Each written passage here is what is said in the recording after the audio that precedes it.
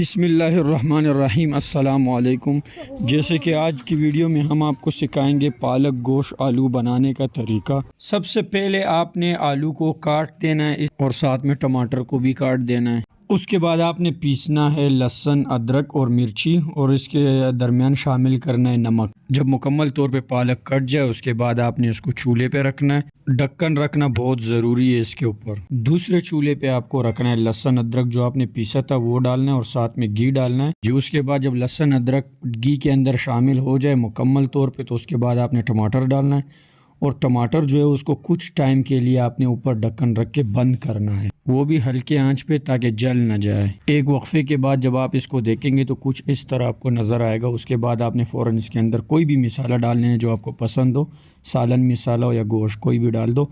उसके बाद आपको इसके अंदर गोश्त शामिल करना है और अच्छे तरीके से इसको मिक्स करना है। अच्छे तरीके से मिक्स करने के बाद आपने इसके अंदर शामिल करना है आलू।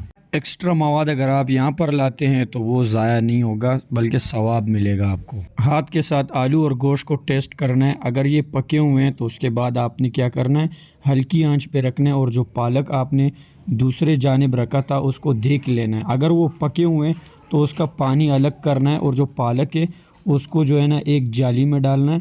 मुकम्मल क्लियर होने के बाद उसको क्या करना है कि वो जो सालन आपका पका हुआ था उसमें आलू गोश्त वग़ैरह में इसमें मिक्स करना है। और अगर आपको लगता है कि नमक कम है तो टेस्ट करने के बाद आप इसके अंदर नमक भी डाल दें। उसके बाद आपका जो सालन है वो मुकम्मल तौर पे पक जाएगा। मैं आपको टेस्ट करके बता देता हूँ। बिस्मिल्लाह व अला बरकतिल्लाह। अल्हम्दुलिल्लाह बहुत ही बेहतरीन सालन था आज का। जिस सालन के अंदर आप गोश्त को मिलाते हैं उसमें 4 चांद ज़रूर लगेंगे।